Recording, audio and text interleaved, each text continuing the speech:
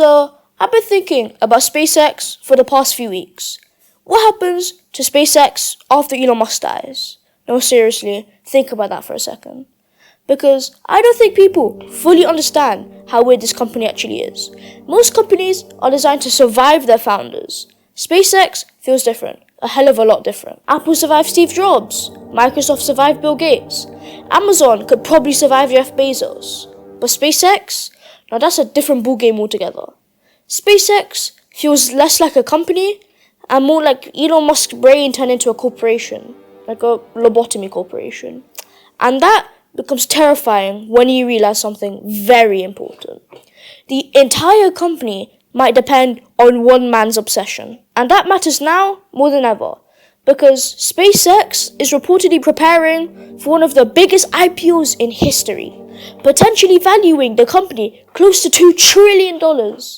That's more than the GDP of some countries, meaning investors are about to ask themselves one massive question.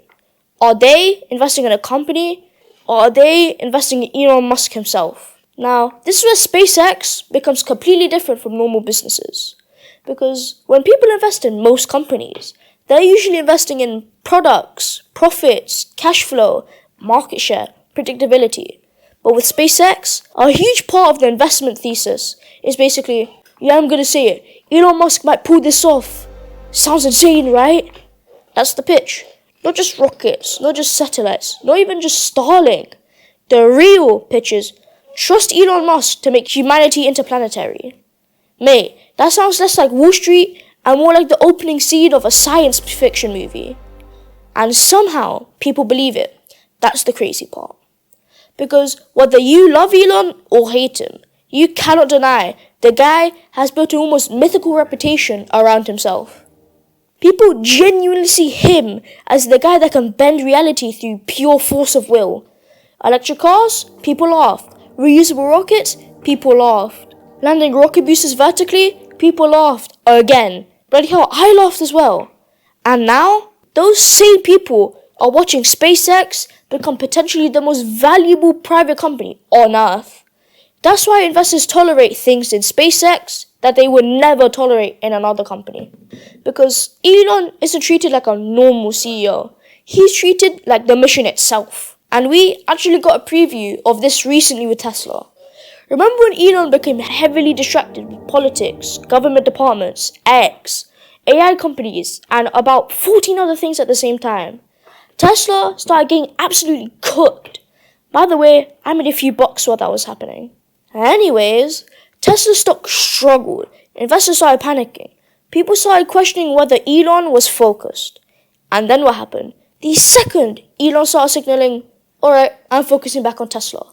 Boom, the market reacted instantly. That tells you something very important. Investors don't just buy the business, they buy Elon's attention. That is an insane level of dependence for a company. Now imagine that effect, but amplified 10 times stronger with SpaceX. Because unlike Tesla, SpaceX is even more dependent on long-term vision. This is a company trying to build Starship, dominate global internet, launch AI infrastructure into orbit, and eventually build cities on Mars. That is not a normal business plan. Only Elon can come up with something like this. And that requires an almost irrational level of belief. And belief is dangerous when it's attached to one human being. Now, this is where the whole thing becomes genuinely fascinating. Because Mars sounds inspirational until you actually think about it for more than 10 seconds. People online talk about colonizing Mars like we're opening another Starbucks. Mate, you can't even breathe there. The temperature can destroy you. The dust is toxic. Radiation can literally damage the human body and DNA. The gravity might affect human development long term. And somehow, this is supposed to become a 1 million-person civilization. Yeah, okay, Elon. If you say so, book me a ticket, buddy. Think about how absurd that really sounds. You need food systems, water systems, oxygen systems, power systems, medical systems, government systems, and psychological systems. All on a dead, freezing planet trying to kill you every second. And yet, investors are still willing to pour billions into this vision. Why? Because of Elon Musk. That's the entire point of this video. The company's biggest strength might also be its biggest weakness. Now, obviously, some people will say, bro, people said the same thing about Steve Jobs. And fair point, when Steve Jobs died, people thought Apple was finished. Instead, Apple became even bigger. But here's the difference. Apple sells polished consumer products. SpaceX is trying to rewrite civilization. One is a machine, the other feels like a mission. Apple could eventually become process-driven. SpaceX still feels personality-driven. That's a huge difference. Because when you watch SpaceX launches, when you hear Mars speeches, when you hear these impossible timelines, it all feels deeply connected to Elon Musk himself. His ambition, his personality, his obsession. Which raises a difficult question. Without Elon, when he dies, does the culture survive? Because replacing a CEO is easy. Just look on LinkedIn and you find loads. Replacing the emotional engine behind a company, that's much harder. And this is the part I love most. One of the most interesting aspects of this whole IPO story is Elon reportedly maintaining massive voting control over the company. 85%, I think. Now, obviously, there are business reasons for that, I think. Is there? But psychologically, it tells a deeper story.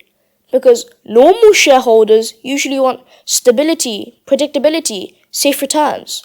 But Elon Musk, this man is willing to burn billions chasing what sounds impossible. And maybe that only works if he keeps full control. Because, let's be honest, would normal investors allow half the thing Elon wants to do? Probably not. I doubt it. Most investors think in quarters. Elon thinks in decades. But most investors want efficiency. Elon wants Mars. That creates tension. And maybe that is why SpaceX feels so different from other companies. It doesn't feel optimized for Wall Street. It feels optimized for Elon's vision. And honestly, that's why this IPO fascinates me so much. And yes, you're wondering, have I lost some sleep over this? The answer is yes. Because I don't usually think investors are asking the correct question. The question is not, can SpaceX become valuable? It already is. The question is not, can SpaceX build incredible technology? It already has. The real question is, can SpaceX still be SpaceX without Elon Musk? Because eventually, whether people like hearing it or not, there will be a day where Elon Musk is no longer running this company. And when that day comes, we're going to discover something very important. Was SpaceX a durable company, or was it just one man's obsession powerful enough to temporarily bend the world around him? This is the uncomfortable part for me. What might be the biggest risk in the entire SpaceX IPO? Not rockets, not regulation, not Mars, not even competition. One man. Because when investors buy SpaceX, they may secretly be buying faith in Elon Musk himself. And if that's true, what happens after Elon Musk dies? Now, if you like this video, make sure to subscribe, like, and hit that bell icon. It helps me out, and I really appreciate it. And I'll see you in the next one. Ciao for now.